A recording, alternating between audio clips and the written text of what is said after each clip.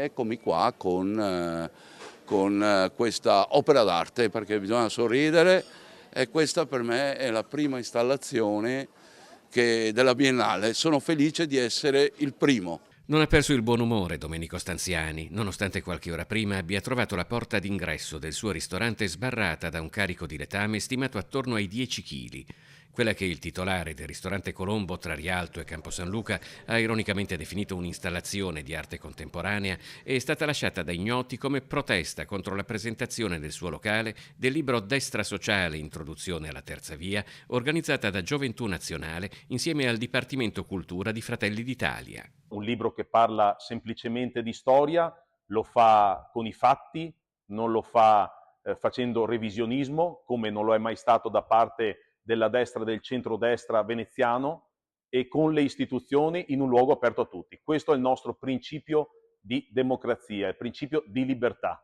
Per noi questo è fondamentale, lo difenderemo e non ci faremo intimidire da chi, non avendo argomenti, getta discredito e in questo caso letame di fronte a delle iniziative pubbliche, libere e democratiche. Il senatore Raffaele Speranzon, coordinatore regionale di Fratelli d'Italia in Veneto, parla di attacco politico codardo e vergognoso. Il candidato sindaco del centrodestra, Simone Venturini, ha espresso la più netta condanna per un gesto definito inqualificabile.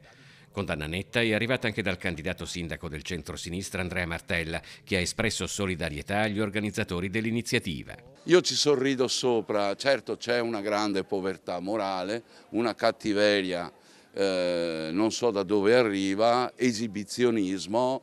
Io penso che siano i centri sociali a questo punto, è tutta una collaborazione, c'è uno scopo politico, questo lo devo dire. Su un cartello sopra il letame era scritto: il libro è stato stimolante, buon 25 aprile. In un post su Facebook il laboratorio occupato Morion ha commentato: salutiamo con un sorriso chi ha avuto l'ispirazione e non mancheremo di celebrare e festeggiare l'antifascismo.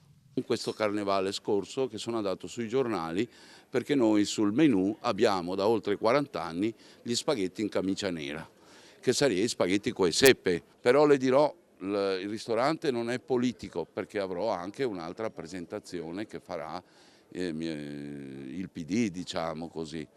Io sono aperto, diciamo, aperto tu, un luogo di pace per me è il Colombo, io la vedo così.